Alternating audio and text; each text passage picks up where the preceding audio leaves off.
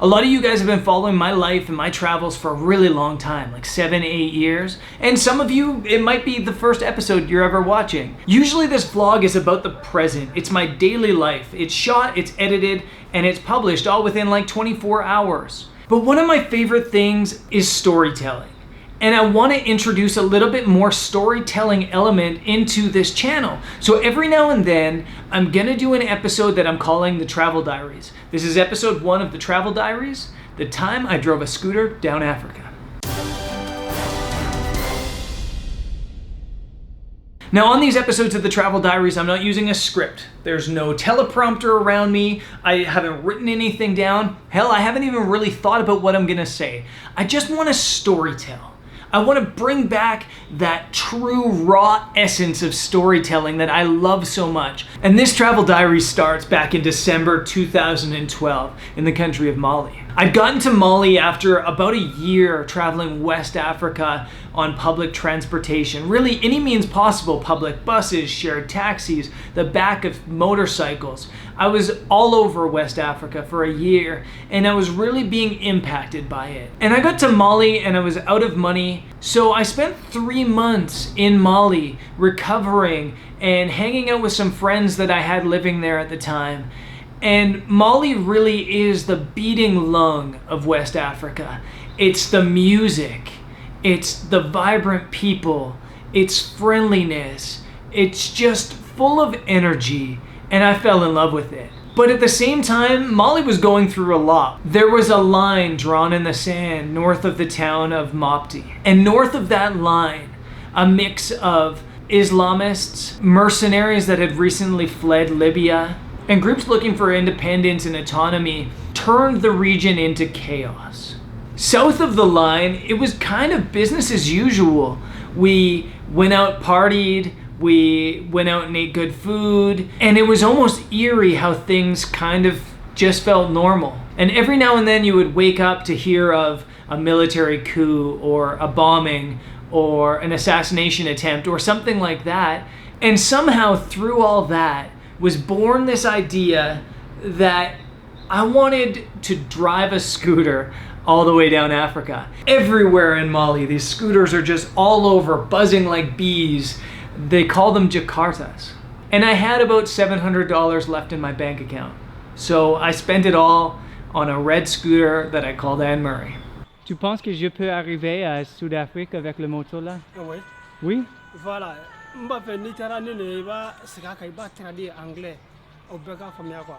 I remember the day I left the Sleeping Camel hostel. It was dawn and I'd come to the realization that I had no idea how to ride a scooter. I'd never ridden a motorcycle in my life, and here I was about to embark on this journey that was 15,000 kilometers. I had no idea what I was getting myself into. And I remember leaving the hostel. I turned the first corner and there was sand and I almost crashed. The first corner, I remember pulling up to the first set of traffic lights and being so nervous that I was shaking along with my engine. And I looked over to the left of me and there was a guy with basically the same scooter as mine, and he had like a refrigerator or an oven attached to the back of his. And I thought to myself, if this guy can go a block with his fridge on the back of his scooter, I can drive this thing down Africa. And like most things I do in my life, that first day wasn't a take it easy day. That first day was a dive right in without thinking day. I've just stopped in a village exactly 100 kilometers away from Sikasso now. I'm making phenomenal time. I'm way ahead of schedule, which is awesome. I drove 300 kilometers basically to the border of Burkina Faso. I spent Christmas Eve in a place called the Sindhu Peaks. And I spent Christmas Day seeing hippos for my first ever time. Spotted some hippos off in the distance. Wow. First hippo sighting in Africa. I spent the next week crossing Burkina Faso and meeting the friendliest people. I saw my first ever elephant. Il shot. Things were going really smoothly. I crossed into Ghana. I saw an elephant within 5 meters of me. There's a massive elephant hanging out in this bush behind me, and it's hiding, but they're saying it's pretty friendly, so we're gonna see if we can get another angle at it. His name was Friendly Elephant Number 2. And they called him Friendly Elephant number 2 because he was relatively friendly. I'll never forget that feeling you get when standing so close to a wild elephant. You just feel like either petrified to the point that you can't move, or terrified to the point that you just want to sprint in the opposite direction. But the guide assured us that Friendly Elephant number 2 had never charged or attacked anybody, and in fact was so tame that every now and then Friendly Elephant number 2 would climb up the hill to the lodge and drink the water from the swimming pool. You imagine? I pushed south down Ghana and to the coast. I had just an overwhelmingly emotional experience there on the coast. I visited the castles that were a part of the former slave trade. I met incredible people, and I was just having a brilliant time. But at the same time, I was trying to write a book. I was trying to tell a story, and in my head, this story was filled with strife and hardship. I was expecting quicksand and dragons. I wasn't experiencing any of that. It was so easy. I started to catch myself wishing that things would go wrong. In this life, as you probably know, as soon as you start wishing for bad things to happen, the world tends to give them to you. A couple days later, I'd crossed into Togo, and I was at this hotel, and I walked out of my room for breakfast, and the temperature seemed fine when I left my room, but halfway through breakfast, I felt a chill. So I went back to my room and I grabbed my sweater, but the sweater wasn't enough. So I grabbed my jacket, and then I put a toque, a winter hat, on my head because I was so cold. Everybody started looking at me funny. And I walked up to the owner and I said, "Is it normal for it to get this cold?" And she said to me, "I think you have malaria." And sure enough, I did. And the next 3 days would be hell. I was in bed, staring at a blank white wall, flipping between freezing cold and sweating. My bed was just soaked with my sweat. It almost makes you feel like there's a body inside of your skin trying to escape. You just feel so irritated and annoyed by everything. You want to peel the skin off your body. But I slowly recovered. I still don't have any energy at all. You can probably see my hands are shaky a little bit. And yeah, I'm really fatigued and tired still. I haven't really eaten too much. I've got to hit the road because my visa's expired. I had about 12 hours left in my visa to leave the country, so I had to move. I spent just a really short time in Benin. It's a cool country, it really is. It's the home of voodoo. But I was anxious to push through Nigeria. And I'm a little bit nervous, to be honest. To be quite honest, I'm actually very nervous. And Nigeria was crazy, man. It felt like everything in Nigeria just moved 5 times faster than anywhere else in the world. It almost felt like the people living in Nigeria lived every single day like they expected to die. And driving through that country was such an intense experience. I ended up getting to Aba, and no way around it, that place is a shithole. Every 15 kilometers, you'd run into a police checkpoint because driving across Nigeria, you have the constant danger of kidnappers, of bandits. But the real danger in Nigeria isn't the bandits, the thieves, or the kidnappers, it's the drivers. When you're driving along the road in Nigeria on a scooter, every single kilometer you go is terrifying. The cars come whipping by you at 200 kilometers an hour, and they don't move for you. Cars would be so close to you that as they would pass you, the force of their wind would almost knock you into the ditch. I feel really lucky that I got across Nigeria without dying. But at the end of every bit of struggle in Africa, I was always given a reward. And my reward in Nigeria was the Afi Drill Ranch. At the Afi Drill Ranch, you're surrounded by drill monkeys, the most beautiful animal I've ever seen in my life. They have these black ceramic faces, almost like V from Vendetta style faces. And they have this essence about them. They have this power, but there's only 3,000 of them left in the world. I was surrounded by them. I'll never forget this experience. So I'm just hanging out at the drill enclosure here, the big group. There's like 150 drills in this group. And one of the big males has escaped. A big dominant alpha male climbed out over the fence and sat down right next to me. You've never felt respect like the respect for sitting next to an animal with fangs this size. I left Nigeria and headed into Cameroon, and that first drive in Cameroon will always be my favorite drive I've ever done. I was cruising through the rainforest on these red dirt trails, and every now and then I would crash because it was slippery. The entire day I didn't see another vehicle. It was just me and this road and the forest. And I remember a couple times just needing to stop, to shut the engines off and just listen to the world around me, to the chirping birds, the occasional call of a monkey. And although I'd been in Africa for about 1.5 years at that point, it was almost like it was there that it finally hit me. I was in the heart of Africa, by myself, on a scooter. A couple days later, I had plans to climb Mount Cameroon, which is the tallest mountain in Western Africa. And I'd been up at the tourism office organizing my climb, and then on my way down on the scooter. So I am in a Cameroonian hospital because I was cut off by a taxi and crashed Anne-Marie really hard. And I just remember seeing the world whip around me and landed on my head. And had I not been wearing my helmet, I would have been in trouble. Somehow I got up from it right away and walked back over to Anne-Marie, who was just smashed. And obviously I couldn't drive her. I picked her up along with some help and put her into the back of a taxi and drove to a mechanic. Obviously, from the crash, I was in shock.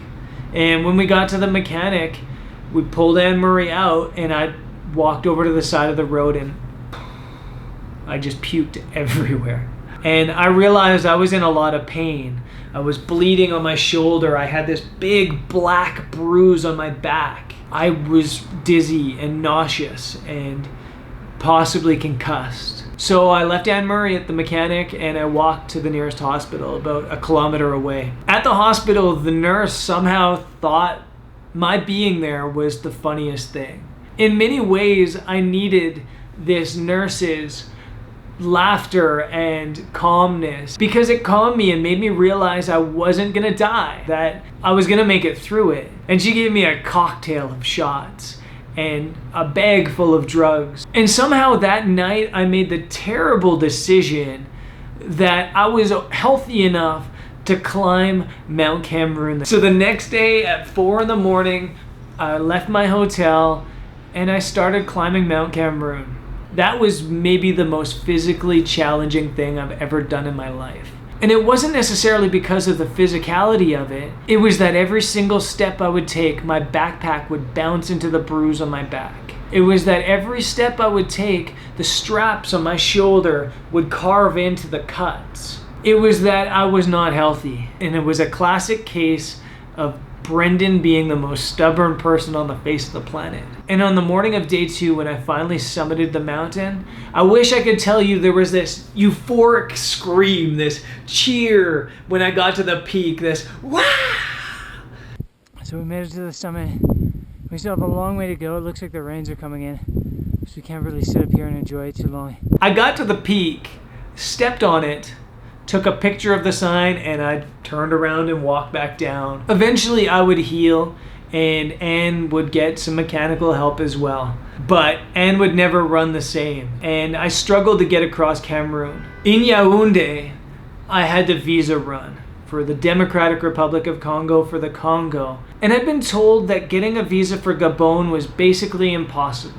But I went to the embassy anyway, and going there would have a huge impact on my trip down Africa. At the embassy, it came clear to me that I couldn't get a visa. But I ran into a Dutch couple that I'd later call Double Dutch. And there they told me that they heard rumors that it was possible to cross into Gabon without a visa. So we tried, and we succeeded. We were in Gabon. We had a fantastic time driving across the country. And eventually we got to Lope National Park. And we kind of had a miserable day there. Miscommunication, a little bit of corruption, a bad business tourism company. I'll never forget that day, and that day will always be so special to me. We were in the forest, the 3 of us and a local guide, and the local guide had no idea what he was doing. There's even more signs of elephants here in Lope. Brand new fresh poo. We were walking through the forest looking for gorillas and chimpanzees, and we came across an elephant who was not happy to see us. It's kind of a bit of a blur, but all I remember is sprinting at as fast as I could down this trail with Jaren ahead of me and Sonia behind me, and I was laughing because I had no idea what else to do. We were being chased by an elephant in the middle of the forest in Gabon. Who does this happen to? Double Dutch and I would go our separate ways there as we pushed towards the Congo. And eventually I would get to the Congo and I would leave the paved, perfect roads of Gabon and hit the sand road in Congo that was so challenging that it took me about 10 hours to drive 100 kilometers. This is not fun. Oh man, it's just sand. Deep, deep sand, soft sand. I've probably only gone 10 kilometers and I've been pushing for an hour. My God, it's rough. And Anne-Marie's down for the count. At the moment, I need to take a break. I basically walked Anne-Marie the 100 kilometers. And by the time I got to the end of the sand and back to pavement, I was so exhausted that I couldn't even hold Anne-Marie up. I pulled into a gas station to fill up and I asked the attendant if there was a hostel or a hotel or even a brothel to crash at. He looked at me and said there was nothing in that town. And I was so hit by that I almost started crying. Like was the case almost everywhere in Africa, when I was struggling, somebody would come through and save me. Just down the road, a man in a pickup truck shouted at me asking if I needed a place to stay. And in Africa, so many times you have to put your life into the community. You have to trust. And I did, so I followed him. It was a Lebanese man who was working in the Congo, and God bless this man.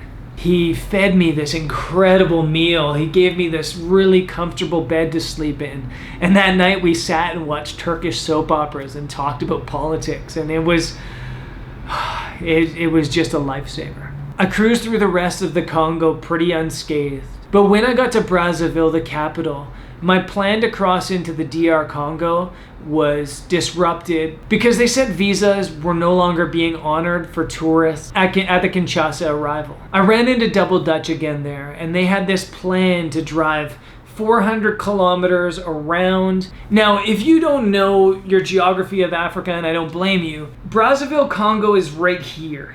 There's a river, and Kinshasa is right there. You can literally see Kinshasa from Brazzaville. So to go 400 kilometers around to get there is crazy. But we figured that at a smaller border crossing, they wouldn't care about the rules from Kinshasa. And even if they did, we'd probably be able to bribe them a little bit to get in. So we embarked on this journey. And it was through some of the hardest roads in Africa. It was through the night. I'm now in the DRC. And the day we woke up in the Democratic Republic of Congo, in the middle of nowhere in this tiny village, I woke up in this excruciating pain with aches in every single one of my joints. But we still had over 200 kilometers worth of bad roads to drive. I had to force myself through it. A full day's drive later, we ended up in some village in the DRC. When we got there, I had so little energy that I fell asleep on the couch of some Catholic mission. And I don't really remember the night. I remember waking up a couple times to throw up. I remember waking up in the next morning to Double Dutch again and us needing to push on. 50 kilometers and a ferry ride down the road, we made it to the intersection. And they were leaving to Angola and I was heading towards Kinshasa. And I was so sick and so weak that I couldn't even really say goodbye. And I wish I had the strength, because little do I know that would be the last I'd see of Juran. About a month ago, Juran passed away from a battle with cancer. I'll always cherish the time I had with that guy, and with Double Dutch in general. I don't know if I would have made it down Africa without them. I wish I had more time with him, but I'm glad I had the time I did have. And I'm glad he made that trip with his wife. I guess it's proof that you never know what's gonna happen in your life. Take your adventures when you can still have them. Don't wait until you retire to chase your dreams. Chase them now. You never know where those dreams are gonna take you. I had no idea at the time that when I went left, that my life would almost end as well. That night I pulled into the town of Lucala and I slept in a brothel. And that might sound crazy to you guys, but in Africa, that's quite often how you have to do it, at least in Central and West Africa, because you have two options: expensive government-run hotels that are like $300 a night, or if you're lucky, there's a Catholic mission that you can sleep in, or there's brothels that have cheap rooms in the back of the bars. And I was at this brothel and it was terrible. The bathroom was just disgusting. And I was sick, so I spent most of my time in the bathroom heaving and trying to get whatever this was out of my system. The next morning I woke up and I was so weak that I couldn't even put my clothes on. So I walked through the village towards where I thought I'd seen a pharmacy, and the rest is kind of a blur. I passed out on the steps of the pharmacy. I didn't know it at the time, but a lady who was called Mama Bridget saw me pass out and flagged down a Red Cross vehicle that took me to a local hospital. My next real memories come from there at the hospital, surrounded by local villagers who probably had never seen a white person before, let alone one who was like hairy and grizzly and skinny and in trouble like I was. And eventually I talked to the doctor, and the doctor told me that I had malaria. And this case nearly killed me. The doctor said that if I hadn't gotten treatment within 5 to 10 hours, there's a good chance I would have died. But thanks to the kindness of this woman, Mama Bridget, I was okay, or at least I was gonna be okay. Mama Bridget was basically an angel, and she got me through it. She took me into her own home, fed me, clothed me, brought me water, and it was just incredible. I left town without any energy. I would need it because Kinshasa would be a struggle as well. I fought through military corruption. I've struggled through a lot of things in Kinshasa, and basically I felt paranoid in the city, and I was so happy to leave. I wasn't leaving on Anne Murray because there was no roads out of Kinshasa to get where I needed to go. Anne Murray got delivered on a plane to Lubumbashi. I would get delivered on the same plane to Lubumbashi as well, and finally arrive in Southern Africa a day later when I arrived in Zambia. When I arrived in Zambia, it was emotional and unbelievable. They have internet here. Can you believe it? Wi-Fi. I hadn't had a hot shower in about 6 months. And I don't think I had a shower that wasn't a bucket shower in about 3 months. When I got to Zambia, I went crazy. I went to the grocery store and just bought chocolate bars. I went to KFC like 3 times a day. I went to the shopping mall in Lusaka and I just rode the escalator up and down. It was incredible. And it was this feeling of victory. And looking back at my time in Ghana when I was complaining about things not going wrong, not having stories to tell, I couldn't have been more wrong. I spent time in Zambia, went on my first safari, crossed Namibia on my scooter, saw the great sand dunes of Sossusvlei. This is the famous Dune 45.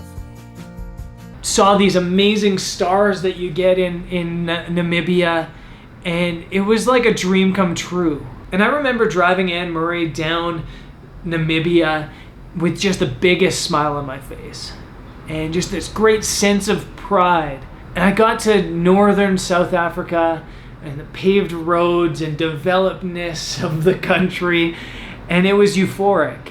And the night before I was to make the final drive into Cape Town, I went and stayed at a 4-star hotel on the beach. I went to this restaurant and got the biggest burger, and I woke up the next morning to do this final drive to Cape Town. And I had it in my head that it was going to be just this emotional journey.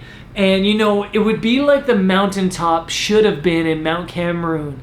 I'd roll into Cape Town cheering and shouting and screaming and crying with happiness that I made it. But instead, I woke up this morning feeling like absolute shit. I got food poisoning from the food at the hotel here. In 2 years in Africa, I hadn't gotten sick once from the food until I ate a burger at a 4-star hotel in South Africa. The whole drive into Cape Town was miserable. I spent the entire drive trying not to either shit myself or puke into my helmet. It was such a crazy experience because when I did arrive in Cape Town, I didn't have the energy to cheer. And maybe because I was sick and weak, it was even more of an emotional experience than I expected. There is no proper way to explain the feeling you get at the end of a marathon journey like that. I was laughing, like hysterically laughing. And then I also had this feeling of despair. Like, what's next? When you complete a journey like that, my odometer finally read something like 19,000 kilometers down Western Africa on a scooter. I'm not sure if anybody's ever done that before or if they ever will, but when you finish a journey like that, what's next? How do you beat that? How do you compete with that? How do you continue to travel after doing something like that? So you have this feeling that's part happiness, part pride, and part sadness. And the sadness part is the one that surprises you. That's the one you can't prepare for. And so as you're riding, or as I was riding into Cape Town, I was a mess emotionally. It's a journey that I'll never forget. And it's something that I'll carry with me until the day I die. I'll always be thankful for that journey. Every now and then I still dream about that trip. And every now and then I think, hey, maybe I should do another one. Anyways, guys, that's it for the Travel Diaries. I know it's long form. I know the clips are terrible because when I used to vlog in Africa, I was bad at it. I was daily vlogging back then, but I didn't know how to film. I didn't know how to edit. I didn't know what to share. Anyways, guys, I've got more vlog style episodes coming up in the next couple days, real times again, and I'll hope to catch you there. Peace.